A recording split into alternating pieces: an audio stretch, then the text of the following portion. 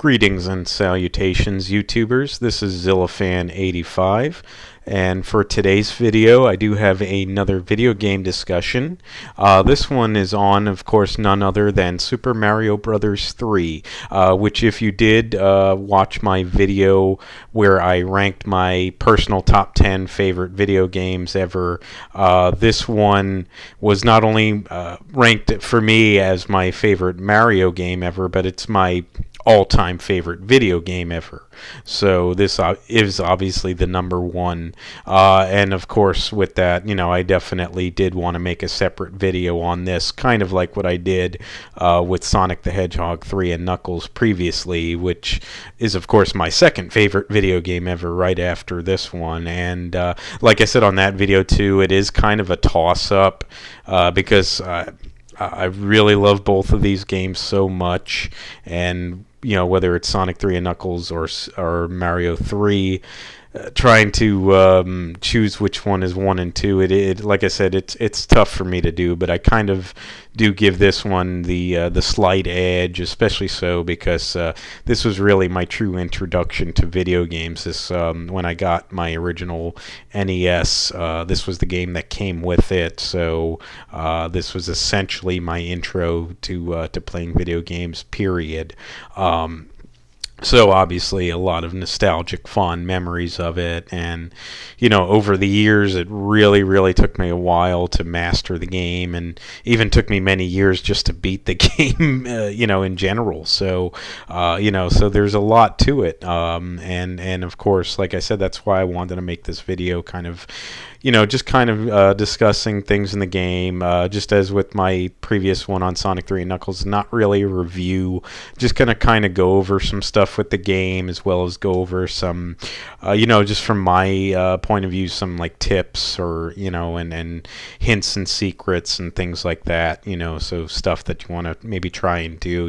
Especially so if you want to, like I do with this game, try to go for that essential 100% completion anyway. So like I said, there's definitely quite a few things to talk about. I know already this won't be a short video, but I'll try to cover what I can. This game, though, I can talk about all day long, and never get tired of it. But I'll just try to. I'm going to try to hit all the points that I want to make, and kind of go from there. And if there's anything that people who do play the game that still are a little bit confused on, because I know like some of the secrets involved in the game, things to unlock, are kind of tricky. So I'm gonna do my best to explain those, and hopefully it helps. I know too, you can always look online, Googling things and what have you. But sometimes it's nice to just have somebody sit and kind of discuss it. So obviously a big reason why I wanted to make the video, and mainly so though just because I love the game so much. Like I said, my favorite game ever. So a couple things to note. This game was originally released in Japan in the year 1988, and then was later released in North America in 1990. Obviously coming off of the heels of Super Mario Brothers and then Super Mario Brothers 2, and I know, well, any of you who are familiar with the games, and again, if I discuss things in here that unfold with these games and whatnot, and you haven't played them all the way through, I do apologize for any spoilers, but just be forewarned. But as we all know, though, that debacle with Super Mario Brothers 2, where it was originally released in Japan as a continuation from the first game directly, but with more challenging levels and stages and whatnot, and just a much more challenging experience. So it was they decided not to release it in other places at that point in time. Henceforth, why they did that retrofitting, as they called it, of another Japanese game, Doki Doki Panic, which like I said, they they retrofitted to be Super Mario Brothers 2, and obviously you'll notice the gameplay is quite a bit different from its predecessor. But that original intended, before that was done, that original intended release of Super Mario Brothers 2, which was actually released in Japan, elsewhere later became known as Super Mario Brothers: The Lost Levels, and players elsewhere other than Japan, I should say, did get to experience that later on, when they did release Super Mario All-Stars for the Super Nintendo. Obviously, I don't have an SNES, so I didn't get that game, but I do have the Wii, and I was able to download that along with those other Super Mario titles for the NES. And they also did re-release Super Mario All-Stars as a game in and of itself. For the Wii. It was an ode to the 25th anniversary of the original Super Mario Brothers, so I made sure to get a hold of that. So definitely glad to have those. I tried playing the Lost Levels. That didn't go too well. But nonetheless, though, I pride myself, though, anyway, in really just trying to know Super Mario Brothers 3, like the back of my hand. Obviously, it's the Mario game that I'm most familiar with anyway. If you had to pick some others after this, I would actually probably go with Super Mario World, and then probably the first Super Mario Brothers after that. So those would kind of round it out. But nonetheless, though, obviously we do want to continue on with this one. So in the last one, like I said, at least that retrofitted version that we originally got, with Doki Doki Panic refitted to be Super Mario Brothers 2. Like I said, they kind of went away from a lot of the things of the first game and all. But now we'll be kind of glad to see things kind of back on track. And what do I mean? Well, here we go. So as you can see here in this installment, Bowser is back. Yes, indeed, and this time he's brought some. He's brought his children with him. As stated here, he has his 7 Koopa kids who have made their first appearance. I know that they have appeared later on in other games, including Super Mario World and many other of the Mario games. They also appeared in in some of the TV series released for Mario, but this was really their introduction here, and it was definitely a doozy because some of them could be pretty difficult to defeat. So this made for a really nice addition this time around, because you're not just facing Bowser as the main enemy, and yes, he is still the main antagonist, but now you've got these other bosses, if you will. Now these other big time bosses being his children, of course. So basically what it is you're have to venture through the Mushroom Kingdom, and there's seven worlds within the Mushroom Kingdom itself, plus the final world, which was more or less an abandoned territory, but obviously Bowser's kind of set up shop there. But obviously we'll get into all of that later on in the video. But nonetheless, before you get to that final world, though, you've got to go through the first 7 worlds of the Mushroom Kingdom, in which Bowser has placed each of his children in charge of. So one of them will be in charge of one of the worlds. They've taken over there, grabbing the magic wands from the 7 kings who rule over each world in the Mushroom Kingdom, and essentially you have to go through each of these worlds and try to stop them all, and then of course ultimately try to defeat Bowser in the end. So it's definitely a really fun setup for the gameplay. Definitely one of the main or one of the big time reasons why I really love this game. Because it just really made for such an epic adventure. And like I said, each world does offer its own unique playthrough and feel. But each of the Koopa kids as well have their own unique strategies and abilities. So so even though the methodology is the same, trying to jump on them 3 times to defeat them, but like I said, each of them has their own strategies and abilities. So you do have to be mindful of that. So just a quick run through. I know you can kind of see here, but Bowser's 7 children. You've got Larry Koopa, you've got Morton Koopa Jr., you've got Wendy O. Koopa, you've got Iggy Koopa, you've got Roy Koopa, you've got Lemmy Koopa, and you've got Ludwig von Koopa. And then, of course, the main villain, Bowser himself. So, without further ado, now you know what the adventure is. It's time to get started. And this brings us to this. So once you do get the game started, you're brought to this title screen here, and this is where you're going to select your game. And essentially and one thing you want to note here, though, actually, is you kind of see that the game itself does kind of open up like you're looking at a stage with curtains unfolding and what have you, and there is a long-standing fan theory that actually the game does kind of play out as a sort of stage play, and from what I read online, that was much later on, just a couple years ago, actually confirmed that is actually correct, and that's why you'll see things within the game itself that kind of denote that it's being carried out as a sort of stage play. So that's kind of a cool thing to note.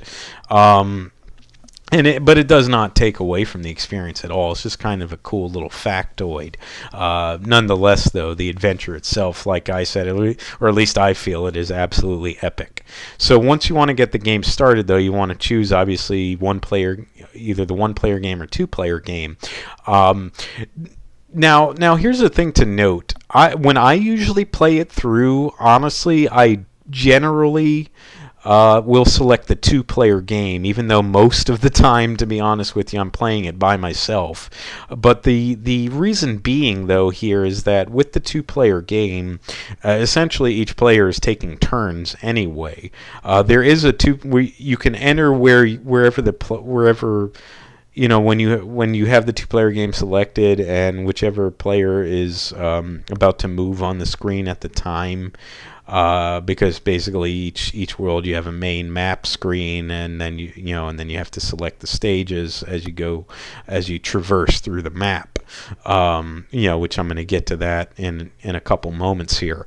But with the two-player game also, you can the player that has the turn to go, they can, if they are able to get to it, they can move over to where the other player is and select that area. You'll see a little icon listing for the other player, because obviously player 1 is Mario and player 2 would be Luigi.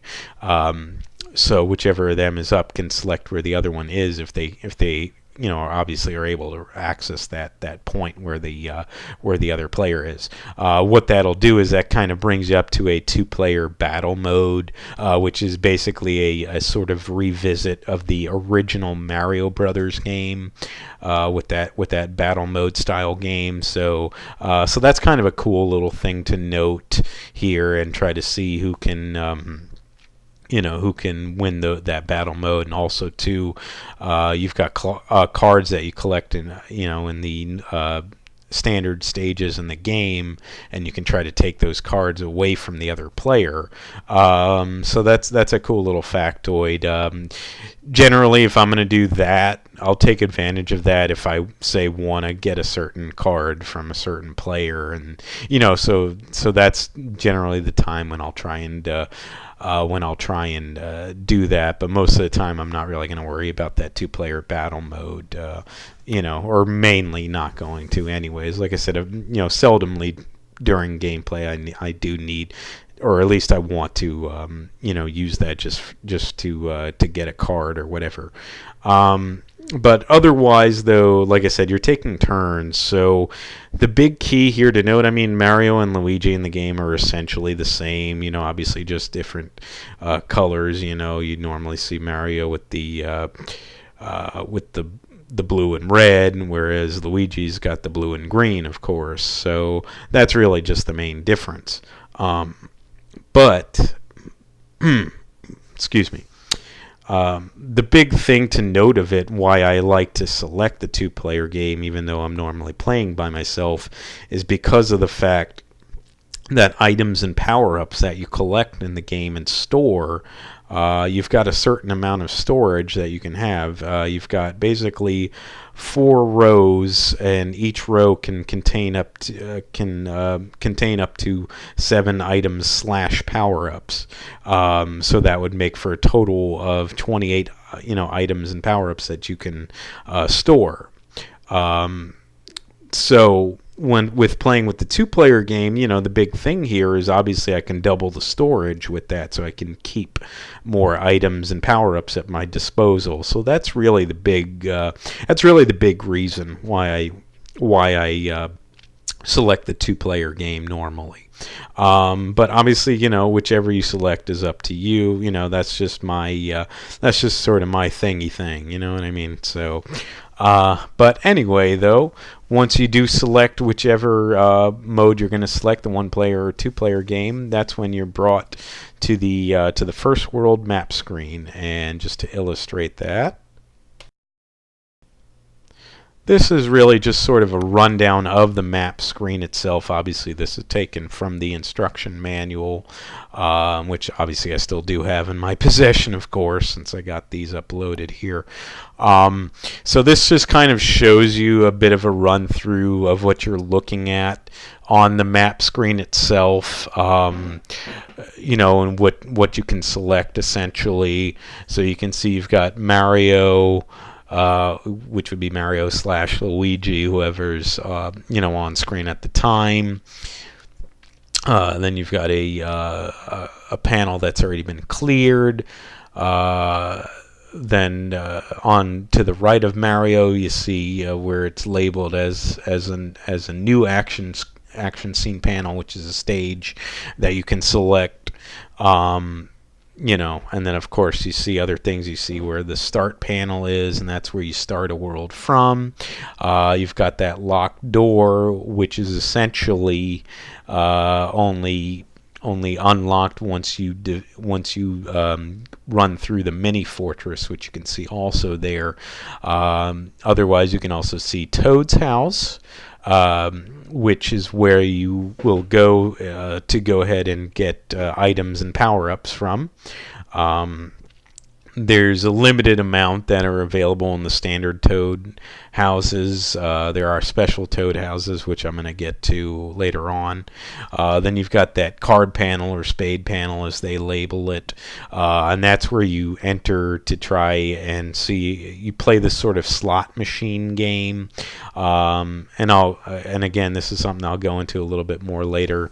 But essentially, you enter this sort of slot machine game where you got to try to line up the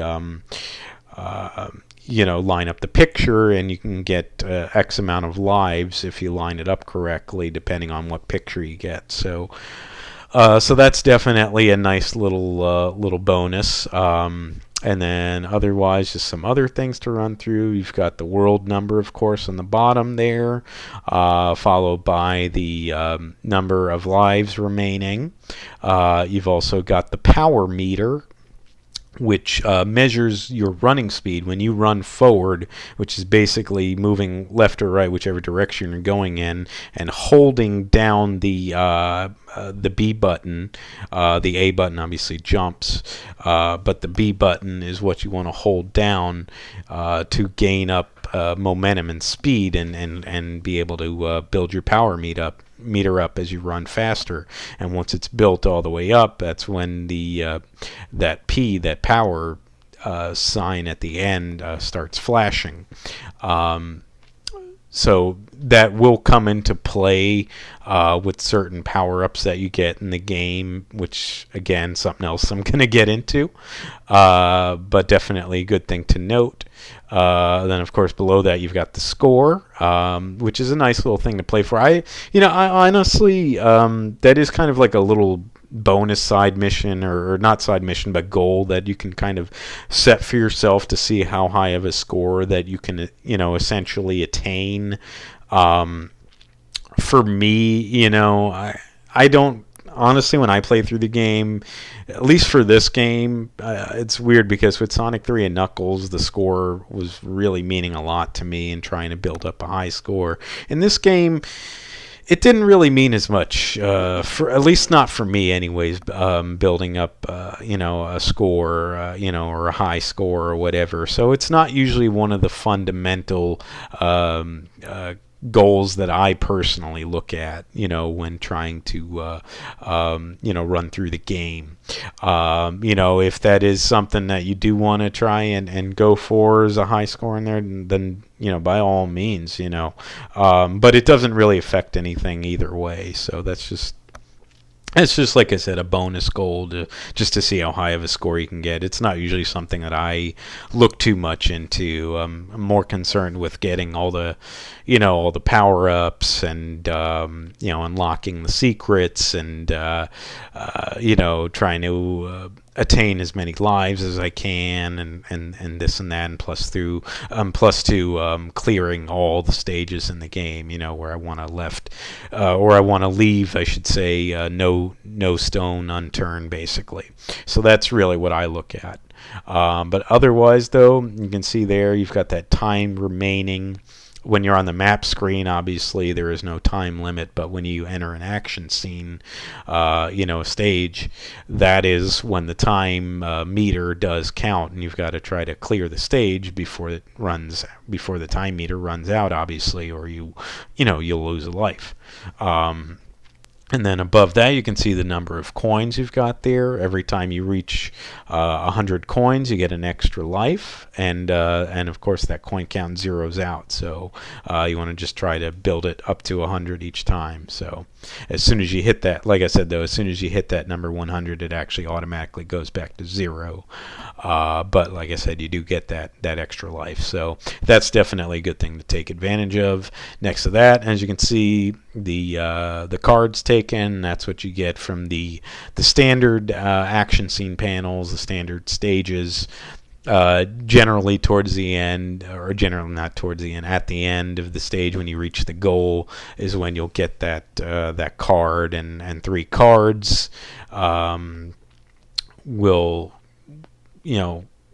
attain you extra lives, and depending on if you've got all matching cards or not, you'll get more than 1 extra life. So again, though, something I'm going to get into a little bit later. Then otherwise, you can see you've got the Hammer Brothers there, and these, of course, they're not really like a mini boss, but it is like a little sort of like a little mini battle sequence to face the Hammer Brothers, and there's different ones that you can face. Some throw hammers. Those are the traditional Hammer Brothers, but then you've also got the Boomerang Brothers, which obviously throw boomerangs. You've got the Fire Brothers, which shoot fireballs at you, of course, and then the Sledge Brothers, which are much larger versions of the Hammer Brothers, which is something you have to watch out for. They do throw hammers, but they can also cause earthquakes, which can cause your character to lose their footing. So that's something you got to be a little bit mindful of.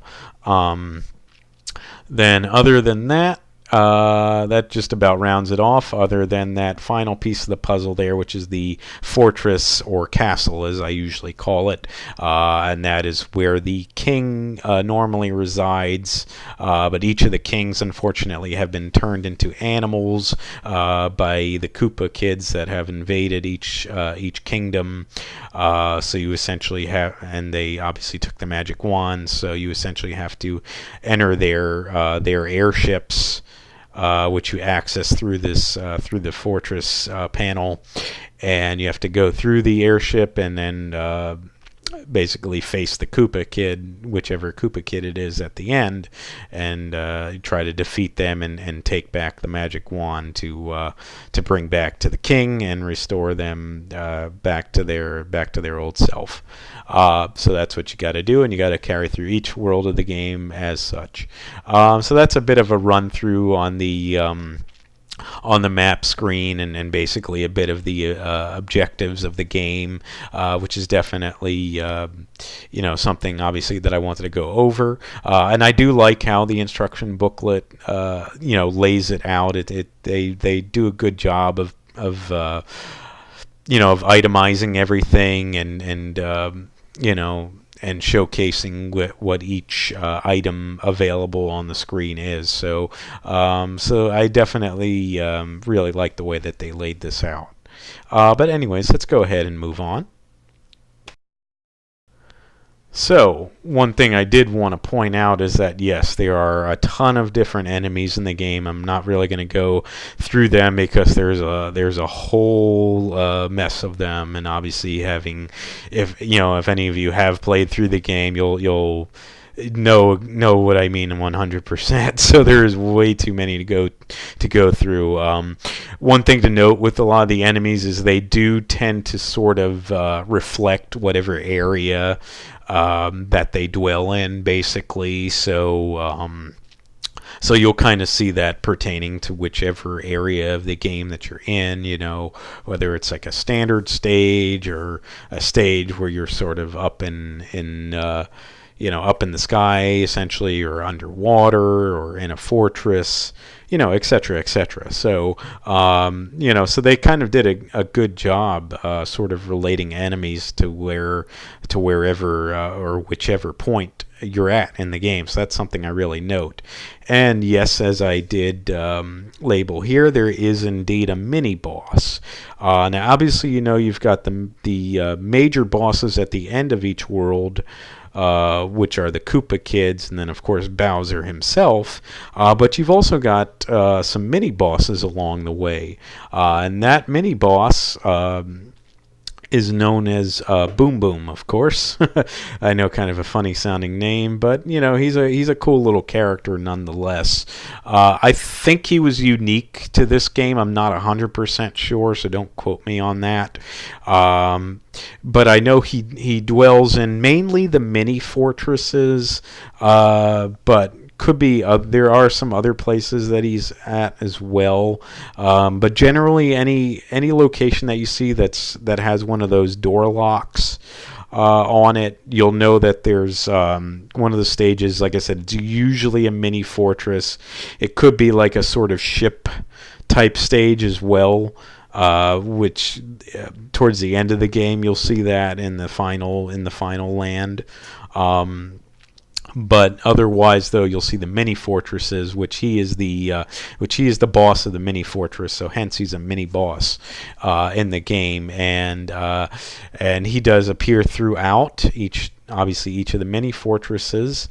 And you do need to defeat him when you reach the end of the mini fortress itself, which once you do defeat him, it destroys the mini fortress, and it also unlocks the door.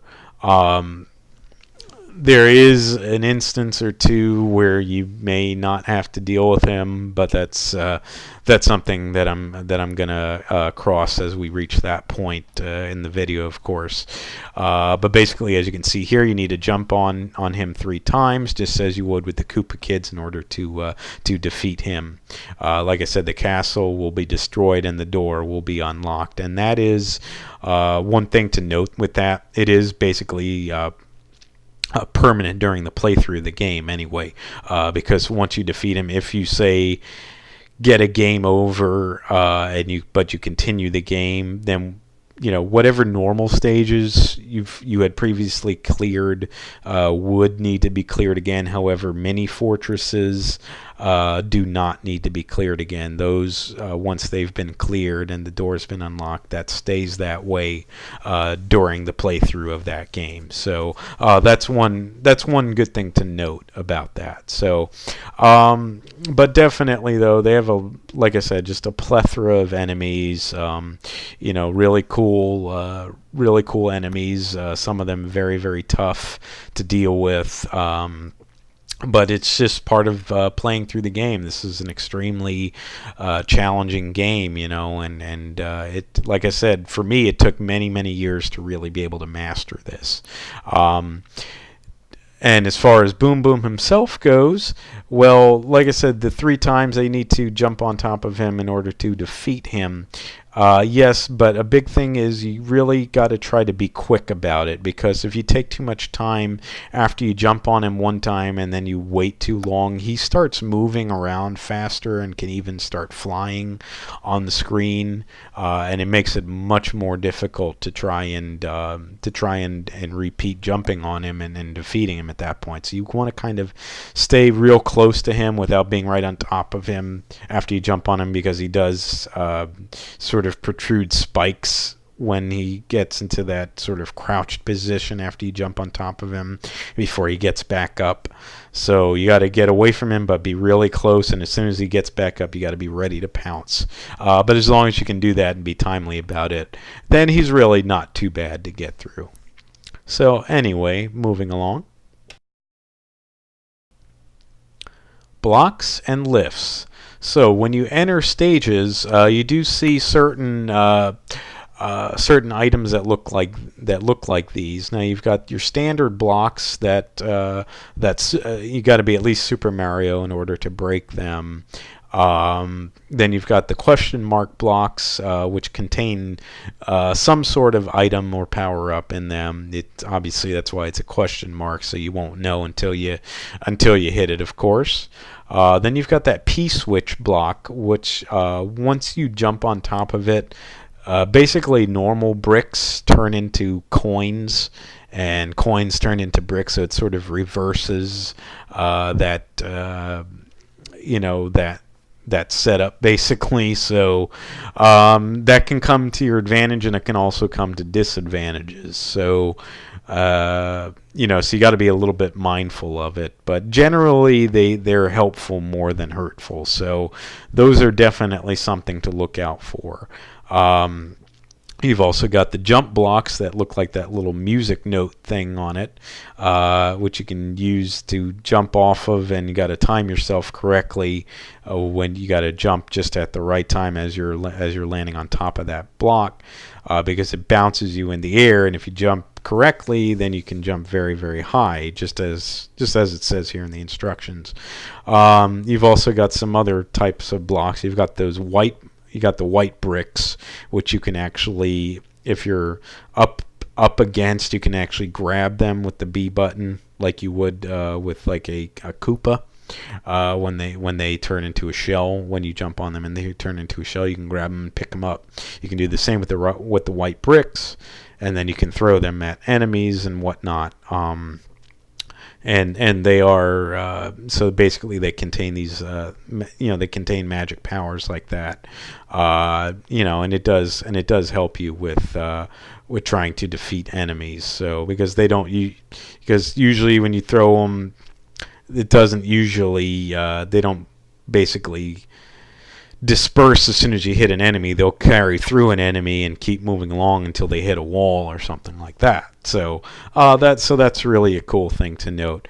Also, with those jump blocks, you'll also note a red jump block, which essentially there's only a handful of instances in the game where you'll cross those, but basically when you time your jump right, jumping on top of those, you'll be carried into this sort of cloud area with a bunch of coins, and even if a couple of them have one-ups.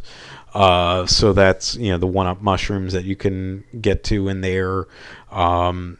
So that's definitely a cool thing to note, and it kind of helps you get through the stage, because in a few of the instances where you can get to those red jump blocks, it'll once you get back out of that cloud area that it takes you to, a lot of times it'll be, or at least a few of the times anyways, you'll be much further along in the stage that you're in currently. So it does kind of help out. So that's got some cool little things to note. They're usually hidden, so you usually have to know where to look to unlock them. You'll usually jump in a certain spot, and then if it's where the red jump block is, it'll reveal it basically. And then you've got these lifts as well, which you've got the standard rail lift, which basically looks like a wooden lift, and it's usually on some sort of rotor device that takes you through a set pattern area, generally so anyways. Then you got those rotary lifts, which kind of spin around. Those ones, when they're not moving, you can use them to your advantage, but when they start rotating, they can knock you back or away and cause problems. So those you've got to be mindful of. Then you've got those donut lifts, which you got to be careful when you're on top of those, because if you stand on top of it for too long, whichever donut you're standing on will fall. So that's something you got to watch out for as well. And then you've got those directional lifts, which are not as much in the game as some of those others, but they are pretty cool though. It'll usually, if it's one of the ones that has an arrow on it, then it'll take you, it's like a transparent lift, and it'll take you to whichever direction that arrow is pointing in. If it's the one with that light bulb looking thing, then that one you can get to move in all four directions, but you've got to jump each time to shift it in a new direction, basically. And with those directional lifts too, they're on a timer, so if you stand on them for too long, or if you're on them for too long, I should say, they do eventually dissipate. And of course vanish altogether. So just something to be mindful of with those. But because these are things that you will need to use within the game as you're clearing, whichever stage you're in, definitely some good stuff to note here. So anyways, carrying on. And now we're getting into some more of the nitty-gritty, if you will. These are the items and power-ups, or at least a good percentage of them anyways. I know there are a couple here and there that are missing. But you've got essentially some items like the coins, of course, which, as I had previously stated, every time you gather 100 of those, it zeroes out again on the coin count, but you get that extra life, so that's a good thing to note. And then of course you got the green 1-up mushroom itself, which is an automatic extra life, of course. You've got the Starman, which is the invincibility star, and that obviously does allow you to be invincible for a short amount of time. But those are obviously extremely helpful. And then you've got more of the actual power-ups themselves. So you've got the Super Mushroom, which it was, of course, in the first Super Mario Brothers, and obviously, as they sort of show that chain of command here, if you will, that is your first mode of gaining power, where Mario becomes Super Mario.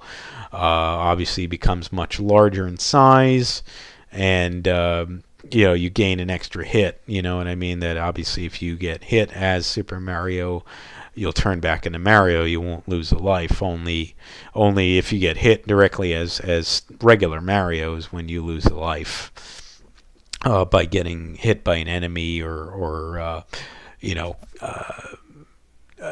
hazard, if you will. So other than things that can automatically crush you, or sort of those forbidden plummets where you'll fall down an area that has no bottom, obviously, so bottomless pit. Other than that, though, then of course you got the Fire Flower, which again is a familiar item from the first Super Mario Brothers game that obviously will turn Super Mario into Fire Mario. Unlike the first game, though, where if Fire Mario got hit, if he got hit by an enemy, he would automatically turn back into regular Mario. And that is actually, from what I understand, or at least I believe so, it is the case for the Japanese version of Super Mario Bros. 3. However, elsewhere, like here in the States, when you get hit as Fire Mario, though, you revert back to Super Mario, not regular Mario. So it allots for an extra hit. And that's basically a wash, though, for any other power-up that you've got in the game, other than that. But it's like a level beyond Super Mario, basically. So it allows for that extra cushion there. So so kind of like, I know not the same at all, but like with Digimon, with Digivolving into their later forms. So and in some ways it kind of reminds me of it. I know that's kind of strange, but I am strange, so what can I say there? But anyways, those are more those traditional power-ups there and items that you have that you are familiar with from the previous or at least from the original Super Mario Brothers. But now you've got some new power-ups, and of course, one of those new ones is none other than the Super Leaf, which does turn, Super Mario into Raccoon Mario, and that's definitely, he is Raccoon Mario.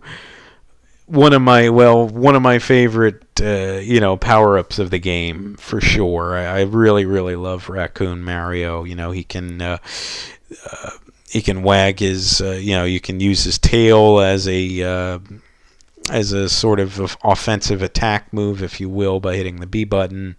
And then he's got some other unique abilities, which I'm going to get into that, though, in just a bit here. I kind of just wanted to run through some of these. But like I said, the Super Leaf does change Mario into Raccoon Mario.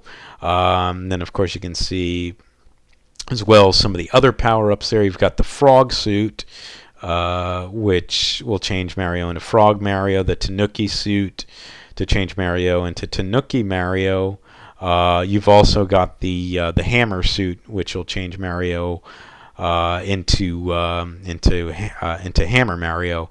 And by the way, when I'm saying Mario, I mean Mario / Luigi, basically. So because either one of them will change into said form. So it'd be So you'd have Raccoon Mario / Raccoon Luigi, etc., etc. But those power-ups, the Raccoon power-up and the others, I'm going to get into a little more in detail in a bit here. But I just kind of wanted to run through some of the others. You've also got Jugum's Cloud, otherwise known as the Lakitu Cloud, which does allow you to pass over a standard action scene panel as you play through. You've got that magic wing, the P-wing, as most of us call it, which can allow you to fly through an entire stage. Obviously the whole aspect of flying is something I am going to get into momentarily. Then you've got that hammer, which don't confuse that with the Hammer Suit. This is different. This is a it's not a power-up, it's really an item, the hammer, and there's like rocks that appear on the map screen that can actually be busted open with the hammer, which will which will allow you to reach an area, obviously, that you previously couldn't. So those are really, really good to have. Then you've got what I would say is my least favorite item in the game, the music box, and that just will make the Hammer Brothers fall asleep for a couple turns on the map screen, basically, before they're awoken again. And for me, I want to defeat the Hammer Brothers anyway, so to me it's a useless item. Usually when I get it, I just use it right away just to get rid of it. and then obviously take on the Hammer Brother whenever they're awakened again, because when they're sleeping, you can't enter their where they're at on the map screen to enter their that little battle stage, unfortunately. So, but some people though obviously may want to use that music box to their advantage. That's cool. Like I said, just for me, I'm personally not really into it.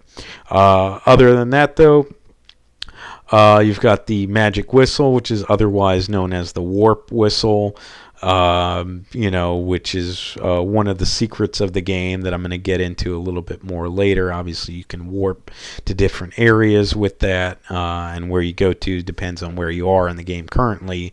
Again, though, I'll cover that a little bit more in detail a little later on. And then you've got the anchor, which is one of the rarest items in the game. There's only a few times that you can attain the anchor, and basically it'll stop an airship in its place. Because an airship, if you do enter it and you don't make it through, defeating the Koopa Kid at the end, etc., etc., then basically the airship may leave where the fortress is and venture around on the map screen. And each time you enter it and don't complete it, it could move around again. So it doesn't always, but a lot of times the airship will. So with the anchor though, it'll hold it in place so it can't move. So that's kind of a cool little item to have. Other than that though, that pretty much wraps up at least my general talk of the items and power-ups. So let's get into some more nitty-gritty here though.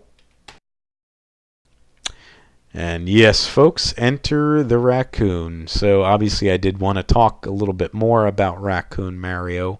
Now, when you're basically standing on a surface with Raccoon Mario, once you do get that super leaf and get Raccoon Mario / Luigi, standing in place pressing that B button will actually cause him to I guess you can say wag his tail, but basically use his tail as an attack to attack enemies with, and and it definitely comes in handy in the game. It's a nice little offensive weapon. Unfortunately, it's got to be done at close range, so you got to watch your timing to try to avoid getting hit by said enemy. But that is a nice little bonus. And then, of course, too, when you hold down that B button and gain up your momentum and activate the full power of that power meter, of course, and highlight the P, that's when Raccoon Mario, as illustrated here, can actually take flight. So once you've got that power meter maxed out, you can then jump into the air and continuously press the A button, repeatedly press it, and you can actually fly as Raccoon Mario, because he'll wag his tail in the air and carry you through the air. So it's kind of weird saying that a raccoon can fly, but it's really cool nonetheless. One of the really nice traits of Raccoon Mario, and it helps with clearing stages big time, and of course reaching areas that you cannot otherwise reach without flying. So that's a really, really big thing here in this game, and obviously too why on that on the box art and whatnot, why Raccoon Mario is illustrated on there, because this is really the big addition to the game. A very, very unique power-up, but really, really cool one nonetheless. So I definitely will prefer Raccoon Mario / Luigi over Fire Mario / Luigi. So, but I like them. I do like Fire Mario as well, but not as much as Raccoon Mario, let's face it. So, he was sort of the star of the game. But again, though, this is a really, really nice power-up. And then another nice little addition, too, is even if you're not flying, when you jump up into the air, then you can basically still hit that jump button, and he'll still sort of wag his tail, which will actually, you won't fly at that point, but you will float. and if you need to reach certain areas or kind of slow your fall, for one reason or another, it's nice to take advantage of. And then obviously you just have to continuously hit that jump button for him to continuously wag his tail in the air and float, in whichever, left, right, or straight down, whichever way you're trying to go at that point. But that's definitely a nice little ability as well. So there's, like I said, a lot of perks with that super leaf, causing you to transform into Raccoon Mario / Luigi. Anyway, though, continuing on. Now, you've also got, excuse me, I'm sorry about that. You've also got this unique little addition here, which is a giant question mark block, which obviously looks like a standard question mark block, but obviously much larger. And these are really, really good to find. They're usually found in these more hidden areas in the game. You have to look for certain, like I said, there's a lot of them to cover, so you kind of just have to know where to look to reach, certain pipes that reach hidden areas, or certain hidden doors that you can unlock as well.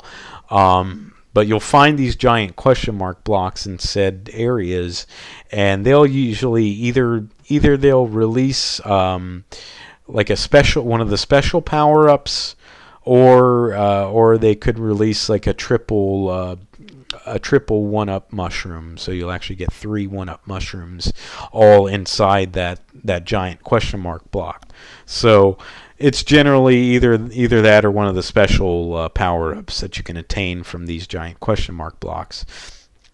So these are really, really good to find, and you do want to try to, if you can't find them all, at least try to find as many as you can as you play through the game. There's a bunch of them, though. So definitely they really do come in handy, though. But anyways, I just wanted to kind of cover that a little bit. But continuing forward. Now that kind of... See, as you can kind of see here, that does kind of segue into the special power-up suits themselves, which obviously I did want to talk about more in detail. So the special power-up suits, you've got the frog suit, which can turn Luigi, Mario or Luigi into frog, Mario / Luigi. You've got the Tanuki suit, for turning Mario / Luigi into Tanuki Mario / Luigi. And then, of course, you've got the hammer suit, which can transform Mario / Luigi into Hammer Mario / Luigi. And I'll probably just stick to saying Mario, since we know it's either or. Like I said, they're both essentially the same. So, but anyways, though, with the frog suit, obviously you can swim through water with ease. Obviously, he stays in that sort of swimming position when you're underwater there. That's why I wanted to capture that image like that when I was playing through the game. Which obviously I wanted to play through it and get a hold of all these pictures for you, with making this video, of course. But anyway, though, so as you can see, he does stay in that swimming position, and he doesn't, whereas normally otherwise, without the frog suit, you will kind of, you won't stay afloat, basically, whereas Frog Mario can float in the water even when you're not moving. And when you do move, he is in that swimming position, obviously, and you can swim a lot easier, a lot smoother, and of course much quicker. So it's really, really good to have underwater, even though Mario, unlike Sonic, doesn't lose air underwater for reasons I don't know why, but still, though, swimming can be a bit of a hassle at times. So at least with the frog suit, that does help a lot. That's sort of the big thing with the frog suit. It's my least favorite of the special power-ups, I would say, but I still like it though. I like all of these special power-ups. But that one just not as much so as the others. Then of course next up is the Tanuki suit, and this is easily my favorite power-up of the game, because it's basically like Raccoon Mario, Tanuki Mario, but now you've got the full-bodied suit. Which Raccoon Mario really only has the ears and tail, but you can still use the tail obviously to your advantage. But now with the Tanuki, now you've got the full suit, and the suit can do everything that you can do obviously that you can do with Raccoon Mario. But now you've got an additional bonus, which, as I illustrated here, Tanuki Mario can actually turn into a statue for a brief amount of time. So if you hold down and B at the same time, you will turn into that statue, and you got to keep holding down to stay in that statue form for as long as the duration will let you. It'll after a few moments you'll start to dissipate, and then of course turn back into Tanuki Mario at said time. But at least though, while you're in that statue form, you are completely invincible, so no enemies can hurt you. That's a really, really nice addition to have. So that's sort of the big difference with Tanuki Mario over Raccoon Mario, other than the fact that he's got the full suit on, the full power-up suit. But it is a nice little addition, and then just like I said, kind of just because of that is why Tanuki Mario would be my favorite. The Tanuki suit would be my favorite power-up of the game. And then last but certainly not least, and probably my next favorite power-up of the game, is the hammer suit.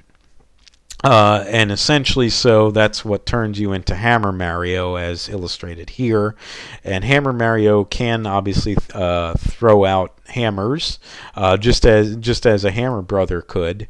And also with Hammer Mario, as you can see, the helmet and that back gear actually does offer some protection. So like fireball attacks, if you're getting, if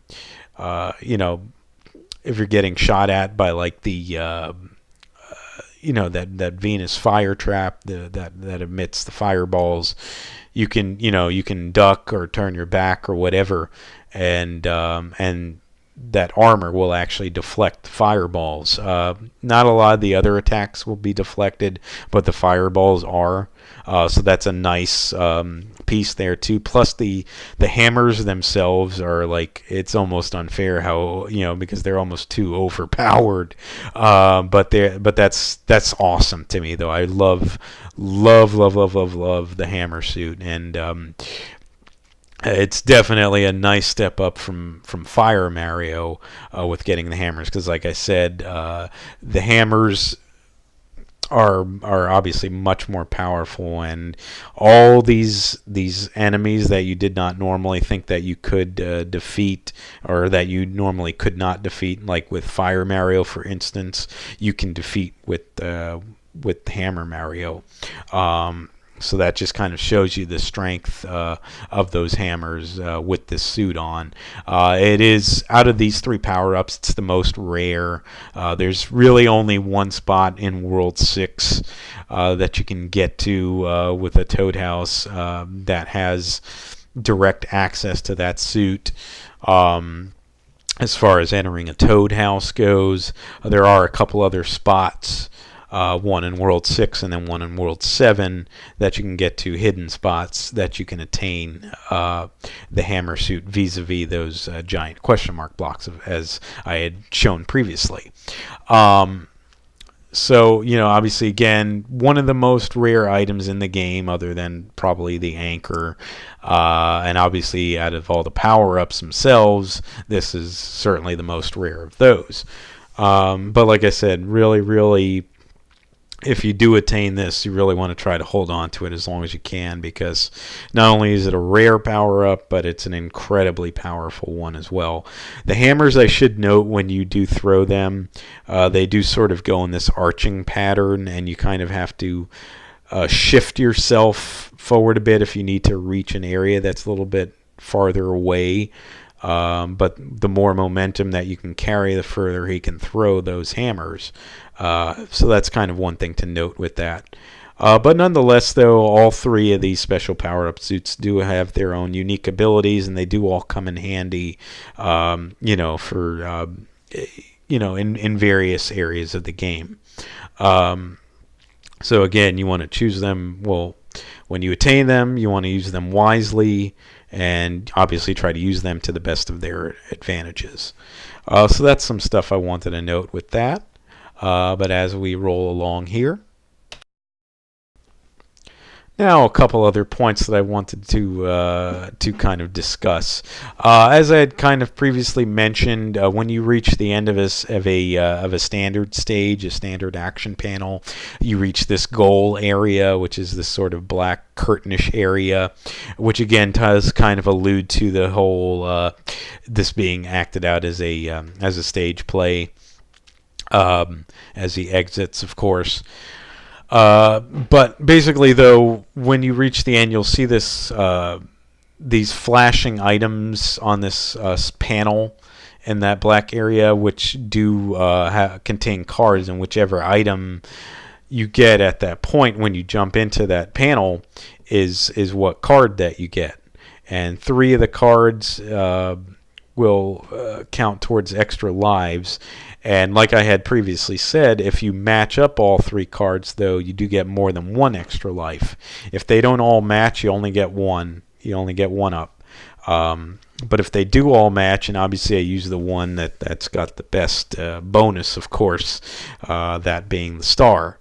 But basically, you've got the mushroom, you've got the flower, the super mushroom, the fire flower, and then, of course, the invincibility star. Those are the 3 cards. The super mushroom cards, you're getting 3 of those, gets you 2 up, so 2 extra lives.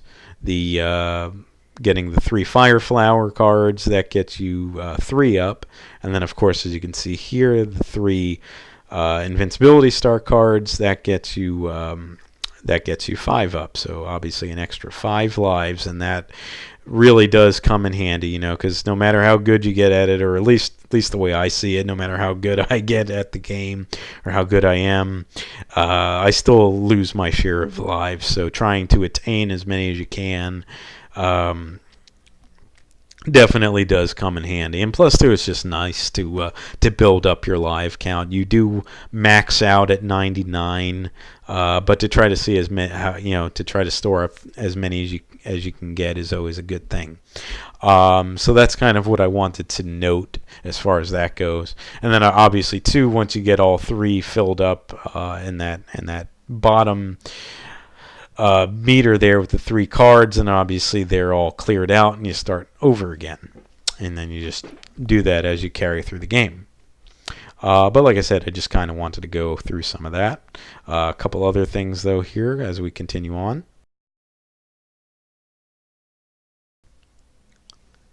This is the card panel slot machine. So when you saw that spade panel on the map screen, the card panel as I otherwise call it, this is, like I said, where you play that slot machine sort of game, and you've got to line up the picture, as you can see here again, either the super mushroom, the fire flower, or the invincibility star. And again, just as with the with getting the cards at the end of the goal, they do equal the same. As you can see here, I got the mushroom lined up, so I got the 2 up. Again, obviously the fire flower would be 3 up, and of course the Starman is 5 up. I personally, for me, I don't do too well with this with the card panel slot machine game. I have a really hard time trying to line up the pictures. I usually end up messing up, even when it looks like I press the button at the right time to line up the picture. For some reason, it doesn't seem to line up correctly. So, it gets very, very frustrating, though. Believe me, I have yelled at the screen many a time, and still do to this day. But anyway, though, when I do get it, I do sort of cheer because for me at least, I have a hard time with it. So when I get it, it feels like a really nice victory. But anyway, though, so that's really what you want to note with that. So it is a nice way to try and at least get some extra lives vis-a-vis playing this game. So as we move along. Next, you've got the end card panel, or as the instruction manual calls it, the end mark spade panel. This one is enters another type of card game. To access this one, because it only appears on screen every time you get 8, you attain another 80,000 points added to your score. So for me at least, the one time where building up my score does really matter, because every time you get you get an additional 80,000 points, this end card panel appears, and it appears in whatever spot you were last at, where you had either cleared an action panel or entered through a pipe or whatever the case may be. So as you can see here, this is where I last was. I think that was where a Hammer Brother was. Which I had previously defeated. So when I got to that, when you get the end card panel to open up, though, and you enter into it, basically you play this, like I said, another card game where you've got to match up. We've got to match up the cards themselves. You got to try to obviously in pairs, of course. So whichever items you've got the Super Mushroom, the Fire Flower, Invincibility Star, then you've got 10 coin, then 20 coin, and then 1-up.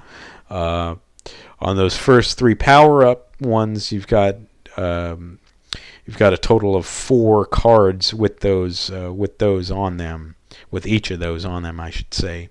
But then there's only 2 of the 10 coins, 2 of the 20 coins, and 2 of the 1-ups in each of these card games, and of course they are laid out differently each time you try to clear out the game.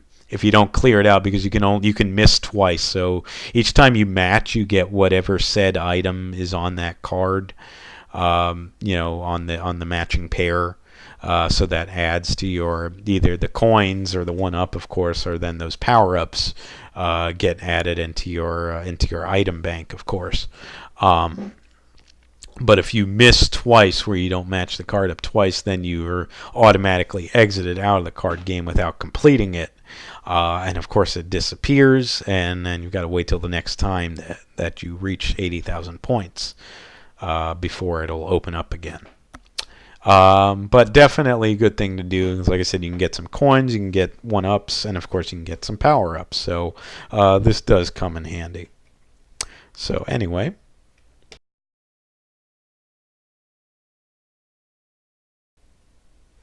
Next up, I kind of wanted to go just briefly kind of touch on the 8 worlds that are in the game. Like I said, the Mushroom Kingdom itself, it does compose of the first 7 worlds, and then that final world, which is more or less still part of the kingdom, but sort of its own entity. There's not actually a king that resides in that final world.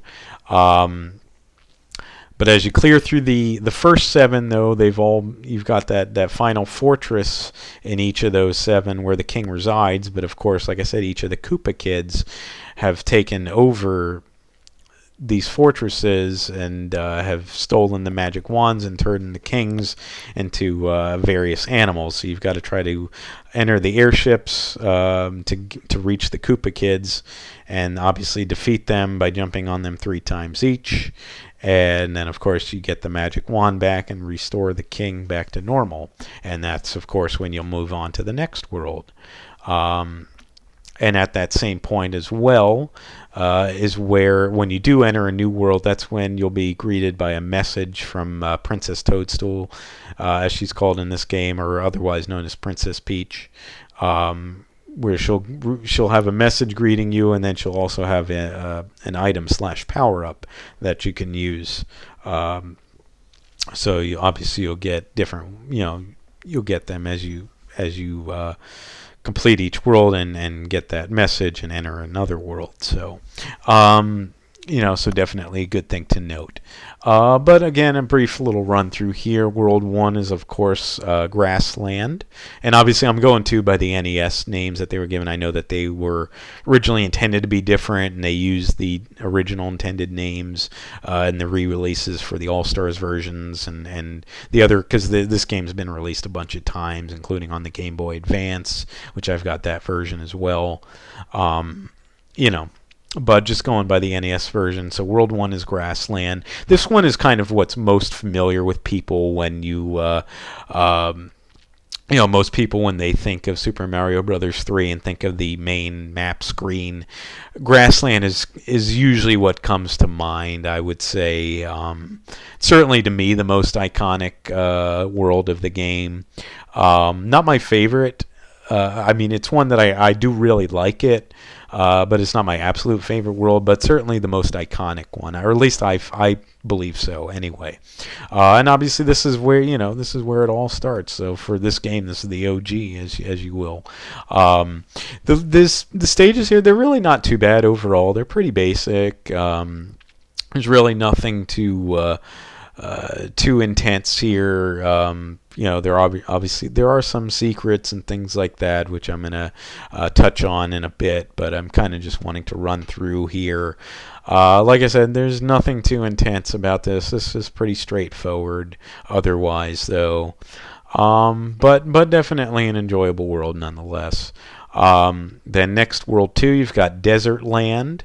And by the way, I want to go through which Koopa Kid has taken a stronghold in each world. So in World 1 is where you'll face Larry Koopa. Then World 2, you've got Desert Land, obviously an all deserty area, of course. Stages here still aren't really too bad, or at least I don't find them to be all that difficult. Really nothing too intense here. I would say this is probably one of my lesser favorites of the game, this world. But, there's really no world in the game that I don't enjoy. I enjoy them all. This is probably just not one that I like as much as some of these others. But like I said, nothing too difficult here. And then, of course, the Koopa Kid boss at the end of this world is Morton Koopa. And then next, moving on, you've got World 3, which is Waterland. Obviously, again, theme-wise, a watery world, of course. A bunch of the stages either take place underneath water or traversing through an area that's surrounded by a body of water. Most of the stages are like that. There's a couple that are more on dry ground, but most of them, they are more seaside in some fashion. And obviously this is where the frog suit will come at its greatest advantage, is clearing through a lot of the stages in this world. So this can be a bit tricky because some of the water stages can be difficult, so you got to try to really really work at it.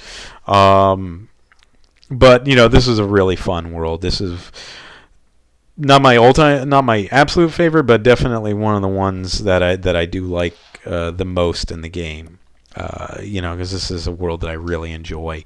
And then of course the Koopa Kid at the end of this world is Wendy Koopa. So moving along.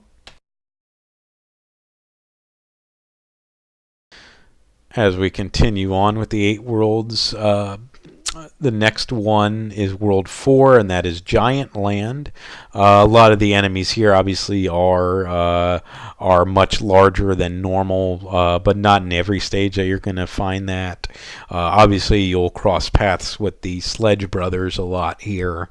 But really, you just got to with them, though, when you face them, you really just got to kind of time yourself, just kind of jump on top of them right as they're basically about, as they take off, they they'll jump in the air, and just as they're about to land is when you can kind of time your jump to jump on top of them and defeat them. So that's kind of my advice with that. But you do got to watch out for the hammers that they throw as well. So they can be a little bit tricky, but once you get the hang of how to take them out, it's not too bad, or at least I don't think so.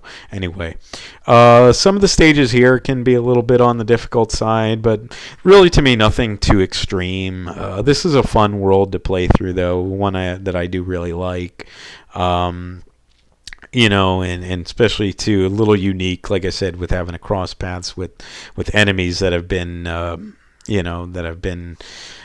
made much larger in this world. So, but it's kind of a cool little fact about this world. So, but not too much else other than that. The Koopa Kid that you face at the end of this world is none other than Iggy Koopa.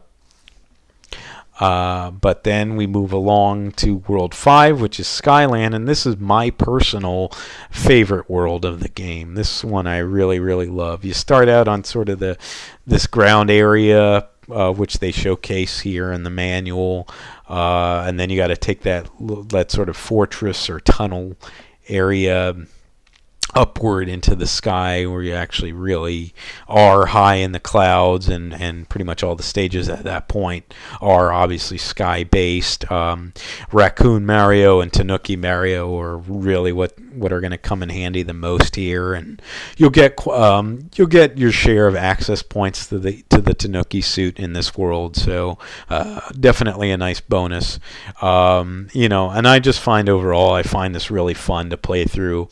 It can be a bit of a challenging world, of course. You're starting to get into more of the latter worlds of the game at this point. But once you get the hang of it, I think you'll just more so, or at least for me anyways, getting the hang of it, really I just have fun with it, more than finding the difficulty of it to be distracting. I just have fun with this world so much, and like I said, it's for me easily my favorite world in the game. The Koopa Kid here that you'll face is Roy Koopa, and he can be a bit of a dangerous one. He's got his size that he possesses. He can cause earthquakes when he jumps, so you definitely got to watch out for that.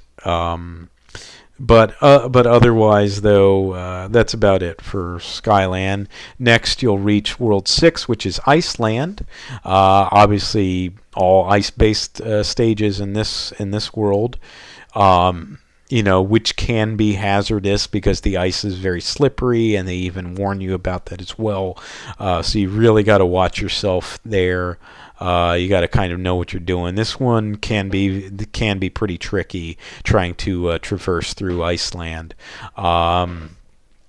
But this is where you'll get that access point, though, at least that first access point to the hammer suit through a Toad house in the game.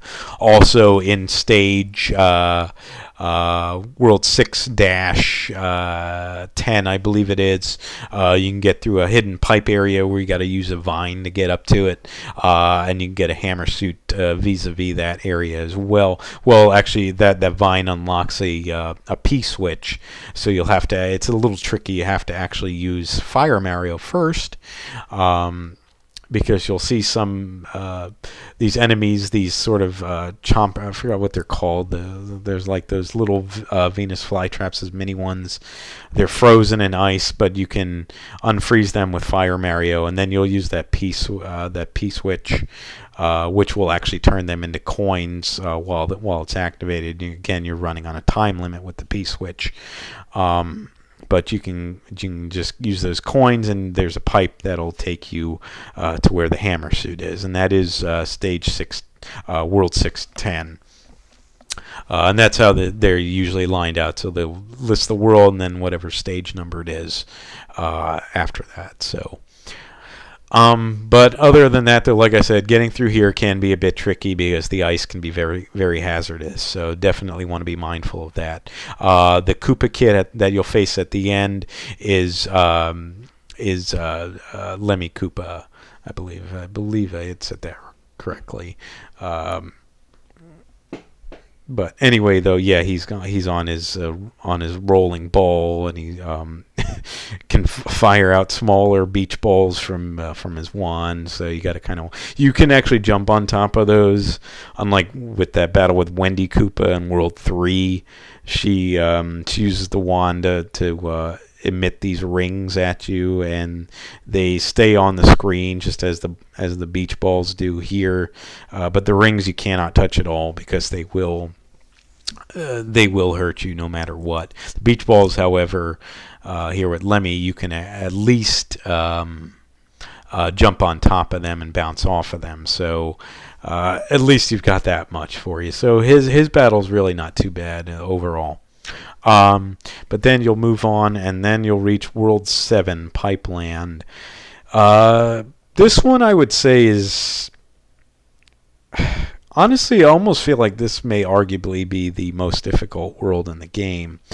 There's a lot of hazards here that you've got to watch out for.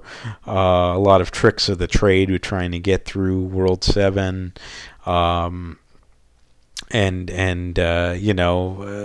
Just areas to clear that are very, very difficult. So obviously amongst the most difficult of the game. So this one is really not for the casual players. This is one that's more for the hardcore players who are really, really, really well adapted to playing the game in order to get through this. At the end of this world, you'll face Ludwig von Koopa.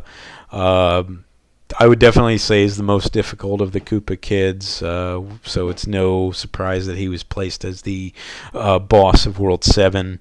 Like Roy, he can also cause earthquakes by jumping and landing on the ground, which obviously, again, just like with the Sledge Brothers, that causes you to lose your footing temporarily and makes you vulnerable to attack. So that's something you got to watch out for here. And he's just... But he's so it's like Roy with that, but I think it's just the battle itself, and especially the way that that battle area where you face him at the end of the airship is laid out is a little trickier to deal with than with Roy.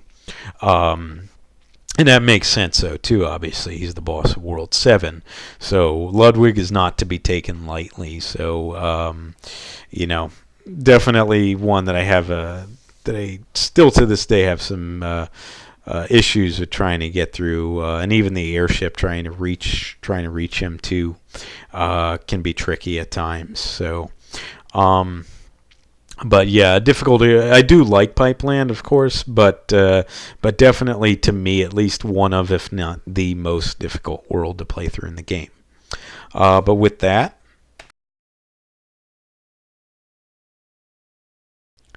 That now takes us to World 8, Darkland. The instruction booklet itself just kind of has it just kind of shown in dark with question marks on it, because they really didn't want to reveal anything of what Darkland looked like, so I had to kind of just take my own picture of it as I was doing this playthrough for you. But Darkland, this is the first part of the map screen, because there's actually 4 parts of the map screen. You use the pipes to get through each part as you clear areas. But you see you got these ships that you got to deal with along the way. Definitely, I mean, it's right up there in difficulty with World 7. Obviously this is the final world of the game. But in some aspects, at least for me anyways, in some aspects, I kind of don't find it as difficult as World 7. That's just me, though, personally. Obviously, though, this is the final world of the game. Obviously, this is where Bowser dwells in his realm. After you finish World 7, when you normally get that message from the princess, it's actually Bowser this time letting you know that he's captured her and taken her to his fortress. So you've got to make your way through Darkland to try and stop him, and finish the game once and for all. Like I said, so This is definitely not for the faint of heart either. It's kind of a wash to me, though, I guess, which is more difficult between this and World 7. These are definitely, though, the two most difficult worlds of the game for sure. But once you make it through to that final part of the map screen, that's when you'll see that very large fortress, and that's where Bowser dwells. You kind of, with that too, you kind of just got to know where to go to reach the end and face Bowser in the final battle. But really, once you get the hang of it, that's not too bad. So, but at the end, though, when you finally do defeat Bowser, and unlike with the Koopa Kids, you can't actually jump on him. You have to get him to basically fall through the floor by standing on these brick areas, which are breakable when he lands on them. And you got to get out of the way in time, because he'll jump into the air and try to smash you. Basically, it won't kill you unless you're regular Mario, but obviously you want to try to avoid getting hit. And he also, of course, spews his fireballs at you. So you've got to, just as with the first Super Mario Brothers game, that you do have to avoid that with him. But once you finally do defeat him, then you rescue the princess, and you finally complete the game, and it is a really nice feeling. So, and the one cool thing to note here is you'll run through the ending credits at the end of that, and you can start the game over, and it doesn't matter whether you started as a one-player or two-player game. But then you'll start the game over again, but then you can check your item bank, and your item bank is completely filled up with those P-Wings. And like I said before, the P-Wings do transform you automatically into Raccoon Mario / Luigi, of course. But then you get to clear. You can fly through an entire action panel, basically, with the P-Wing. So, but you still want to use those carefully, because there's certain areas where flying is not really the most conducive. So you still kind of need to be mindful of that. But nonetheless, though, those are of great advantages, and I usually try to store them up and save them in case I do need them in World 8. I don't always, but sometimes they do come in handy here.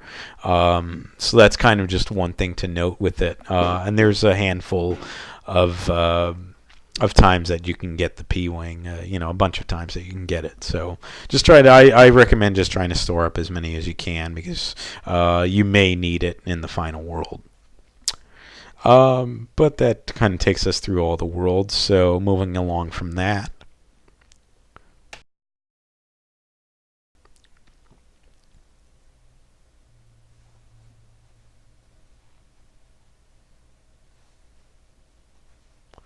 So, as I kind of have run through already on the basically what the main gist of the game is, now, like I said, I kind of wanted to go a little bit into some of the side missions and secrets that exist within the game. And as you can see here, the main ones, you want to try to find the warp whistles, which there's 3 of them in the game. You want to try to unlock the treasure ships, which there are 4 of the worlds that you can unlock the treasure ships from. You also want to try to unlock the white mushroom houses, which can be unlocked in all the first 7 worlds of the game. And then, of course, from there, you also want to maybe try and see if you can find those secret item chests, which I believe, and I've seen in other videos as well, that there are 2 of those. If there are any others, I apologize, I'm not aware of those. If there are, though, please, feel free to let me know, though, because I would be definitely interested in knowing that. But I believe those are the only 2.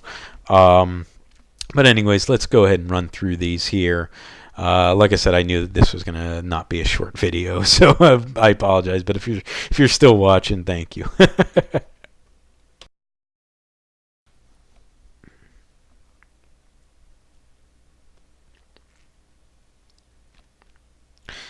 So, like I said here, there are, of course, 3 warp whistles, all in different locations in the game. The first one available would be in World 1-3. So when you reach the end of that third stage, you notice those sort of platforms that are different colors. Well, the ones that are white colored, if you crouch down for 5 seconds, so just count 5 Mississippi, if you will, you'll fall down in basically below and beneath that, and you'll be beneath a lot of the scenery in the game. So if you avoid any obstacles with World 1-3, then where you reach that goal area is, you'll actually go behind that black screen goal area, and you'll be taken to where the warp whistle is there. So that's where that first one is.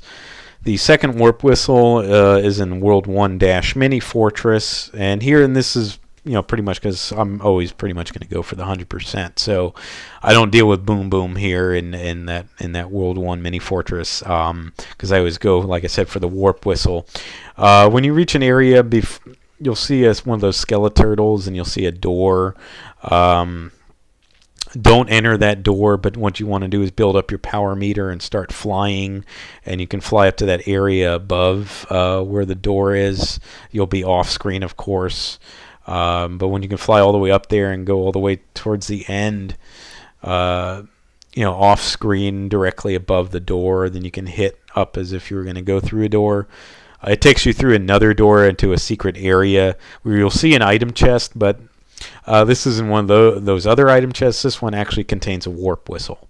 So that's the second location. I know a lot of people are already familiar with that. And, of course, in the movie The Wizard, they do showcase that as well. So that was a nice little Easter egg to show you, a nice little tip. For where one of the warp whistles is. Then the third and final warp whistle in the game is in World 2, and that is located in the Hammer Brother battle, the third Hammer Brother, if you will, of World 2, and it's on and that Hammer Brothers is located on the far east side of the map screen. And what you'll actually need one of the hammers. So when you attain from one of those other 2 Hammer Brothers in World 2. They do give you a hammer item, and then you'll see a rock towards the northeast above the area where the final fortress is. You'll see a rock which you can smash with the hammer, and then there's an extra little area off to the east of that. So you've got a Toad House, which has a frog suit, and then below that you've got that Hammer Brothers, and those are Fire Brothers, by the way. And yes, they are a little trickier to deal with, and there's 2 of them. So you got to be on guard and try to I recommend trying to dispense of them quickly. But once you defeat them, then the item that you receive from them is that final warp whistle. The warp whistles, like I said, they do warp you to other worlds. If you're in World 1 and use a warp whistle, you're brought into a sort of a selection screen where you can choose which world you want to go to, but you've only got certain worlds that you can access from whichever point you engage the warp whistle, basically, that you used it. So if you're in World 1 use a warp whistle, you can access either Worlds 2, 3, or 4. You can enter into one of those. If you're in one of Worlds 2, 3, or 4 and use a warp whistle, then you can enter into either Worlds 5, 6, or 7, obviously your choice where you want to go. And then from World 7 and World 7 only, if you use a warp whistle, you'll have access to enter World 8. And of course, if you're in World 8 and you use the warp whistle, it just allows you to re-access World 8, so it's kind of a wash there. I don't use them ever, the warp whistles, or at least most of the time when I play through the game. Like I said, I want to play for 100%, so you got to clear all the stages, clear all the worlds, everything like that. But collecting the warp whistles to me is a side mission and kind of part of that, getting 100% completion. So you want to collect all 3 of them, with kind of running through the game. So Like I said, I don't use them, but I want to collect them, of course. Anyways, then next on this list,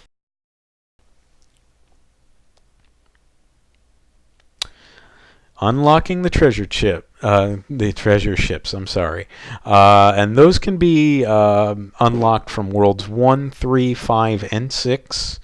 Those are the only 4 worlds that you can unlock the treasure ships. And in said worlds that you can unlock them, this is where it's kind of tricky, and this is where I kind of wrote it out to basically explain. So as I said here, to unlock, you've got to reach the goal of the stage with the following. So this is when you hit that panel to get the card, and Mario or Luigi exits the stage. So the coin count at that point has to be a multiple of 11. So again, it can be 11, 22, 33, etc. Then the number in the 10 spot of your score has to match whatever multiple of 11 that's on. So if you've got 11 coins, then that number that's in the 10 spot of the score has to be a 1. If you've got 22 coins, it has to be a 2. 33, 3, and so on and so forth. And then, of course, when you've got those 2 criteria met, then the next thing is the time remaining when you complete when you reach that goal point has to be an even number, because if it's an odd number, it shifts the score, and that's the other point of this too. So if you do end on an odd number, it shifts that score by 50. So basically that means is the number then in the score, if you want to end on an odd, that's fine, but the score, but your score, the number in the 10 spot will have to be off by 5 from whatever multiple of 11 that is.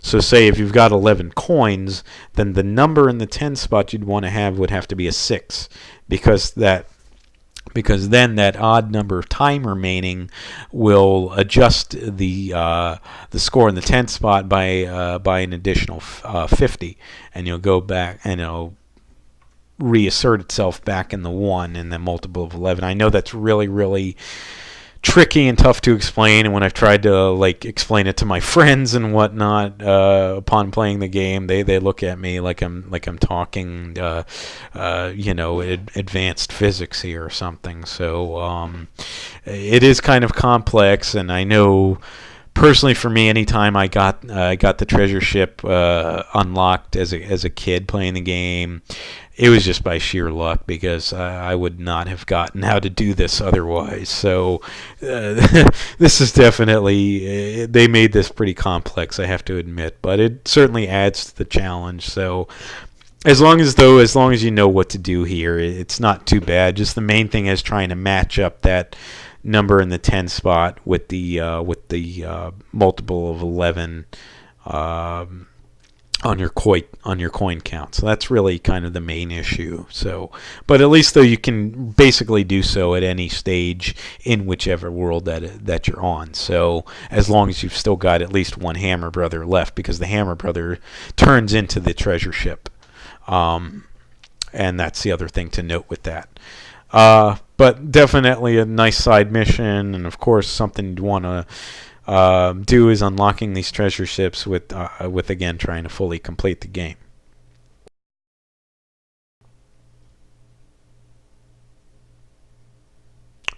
From there, you'll also want to try to unlock the white mushroom houses, and those can be unlocked, and these are stage specific. So the locations here, as I've mapped out, you've got one location per world for the first seven worlds. World 8 does not have a white mushroom house, but as you can see here, you've got World 1-4, World 2-2, World 3-8, World 4-2, World 5-5, World 6-7, and World 7-2. And essentially, so I didn't really look at what the exact coin count is, and I know World 1 is World 1-4 is 44 coins, World 2-2 is 30 coins, and things like that. World 5-5 is 28 coins. But basically, so really just to try to be it safe, basically collect all the coins in the stage, or all but one, because usually they do a lot for missing one. Um, you know what I mean? So essentially, they'll collect all the coins in those said stages, and then once you reach the goal of the stage, at that point, it'll unlock the White Mushroom House. And the White Mushroom House contains, special items within them. It's usually either a P-wing. Not usually it is. It's either a P-wing or an anchor. The anchors are attained from World 2-2, World 4-2, and World 6-7. The rest of them are all P-wings. But again, though, you do want to try to get all these White Mushroom Houses, because again, another of the side missions and part of getting that full completion. So definitely a good thing to note here, and definitely it can be a little tricky trying to master some of these. Most of these are not too easy to get all the coins in. Certainly the last two, World 6-7 and World 7-2, are the most difficult of them all, just because of those stages themselves are not easy to get through.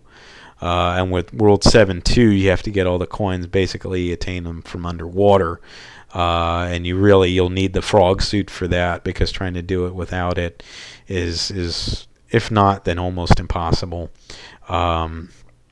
But you'll have to activate a P-switch and try to collect all the coins with the time that the P-switch allots before it changes back.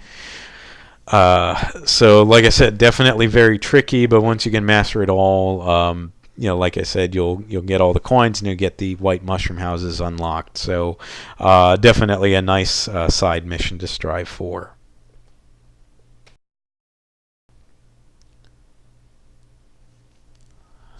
And last, but definitely not least, is finding the secret item chests. And the locations, as I've put here, are in World 3-7 and World 5-1.